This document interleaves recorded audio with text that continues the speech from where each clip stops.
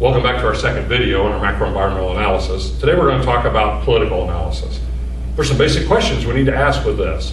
What's the form of government in which you want to operate your company or the industry? Is it a democracy? Is it a totalitarian regime?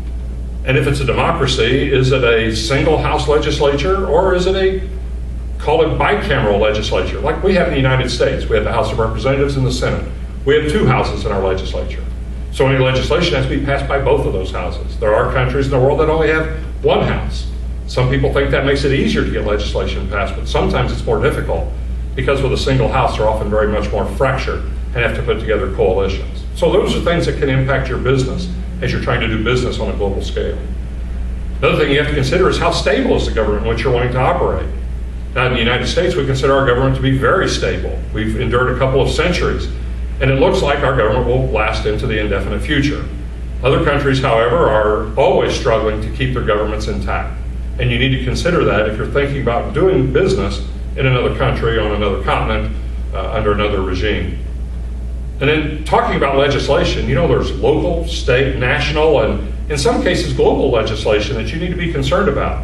What are the rules that you have to follow in your marketplace for the product you want to deliver or the service that you want to provide? Do you meet all those requirements? And a lot of those requirements are not just legislation, but also regulation. Our regulatory environment in the United States is very high. Even companies that are considered to be in industries that are deregulated still have a lot of regulation. For example, the airline industry is considered deregulated, but that's only because they have fewer regulations than in the past. They're not completely without regulation. You need to consider what all those things will be. And are there proposed changes in the regulations? Regulatory climate is very, very volatile in some industries. And if you're in one of those industries, you need to know what changes are coming down the road and will impact your company very, very soon. Another thing to be concerned about are trade agreements. You know, these are regional trading blocks or larger groups that have put together. So, for example, NAFTA, or the North American Free Trade Agreement between Canada, the United States, and Mexico. When that legislation was signed, it was considered to be a hallmark piece of legislation because it opened the borders so that our producers could sell their product into additional countries. But it also opened the border so that those that were producing in other countries could increase their markets and reach our citizens much easier.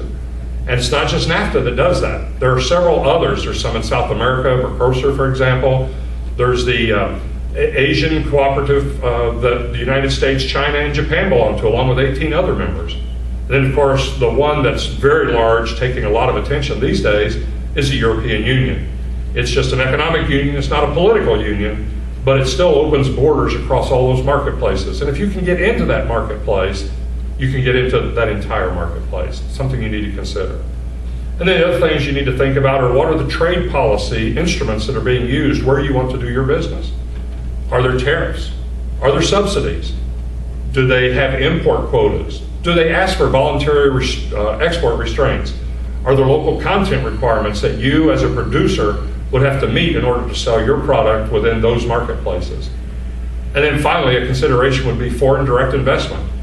Is the government of the country you want to move into open to foreign direct investment?